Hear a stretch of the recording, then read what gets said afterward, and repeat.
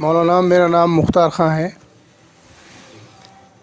جیسے کہ پہلے زمانے سے عبد القادر جیلانی کی یاد میں نیاز کرتے تھے. بہت سارے بزرگان دین کے یاد میں نیاز کرتے تھے، جیسے کہ بتا رہے کہ یہ مت کرو وہ مت کرو.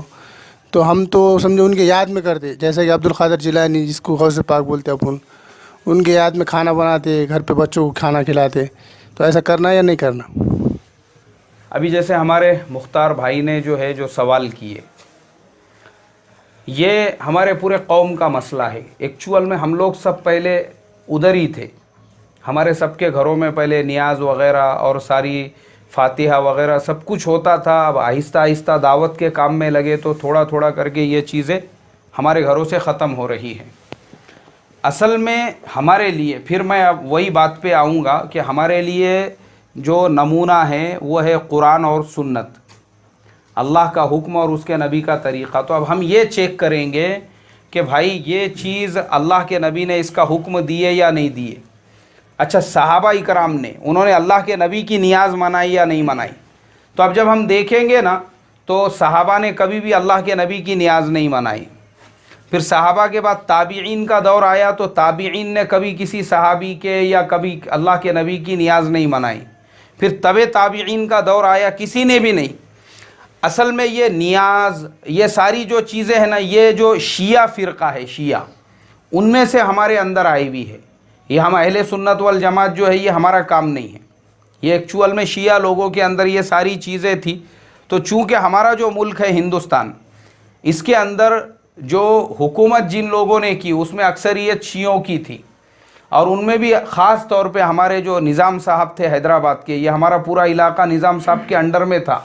تو اس لیے نظام خان صاحب نے جس گاؤں میں مسجد بنائے اس کے ساتھ میں ایک عاشور خانہ ضرور بنائے. اب آپ کے گاؤں میں ہے کیا نہیں پتہ نہیں مجھے، لیکن ہر گاؤں میں انہوں نے بنا کر گئے. کیوں بنا کر گئے؟ اس لیے کہ وہ سب لوگ شیعہ تھے.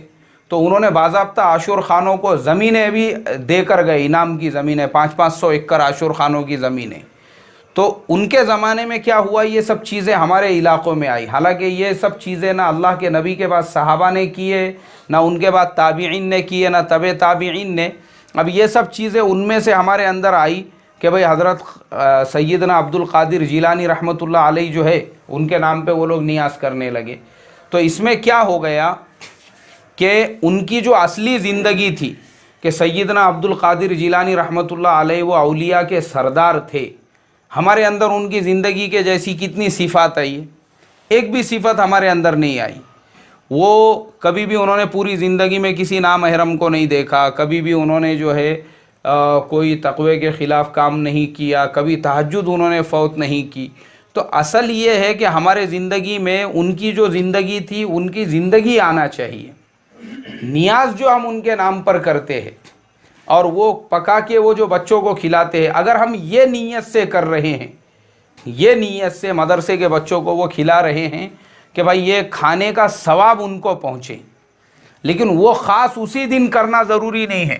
آپ اس کو آگے پیچھے کرو کہ بھائی یہ ثواب ان کو پہنچے. آپ کر سکتے ہیں نا، کیونکہ صدقہ جاریہ کی تو اسلام کے اندر اجازت ہے. وہ تو کس کے بھی نام سے کر سکتے، آپ اپنے گھر کے مرحومین کے نام سے، اپنے دادا کے نام سے، یا کسی کا انتقال ہو گیا ان کے لیے بھی کر سکتے، تو ان کے لیے بھی کر سکتے، کوئی حرج نہیں ہے. لیکن خاص طور پہ اہتمام کر کے کہ پیسے نہیں ہیں تو قرضہ لے کے کرنا ہے، گھر بیچ کے کرنا ہے، پلاٹ بیچ کے کرنا ہے، مگر نیاز تو کرنا ہے.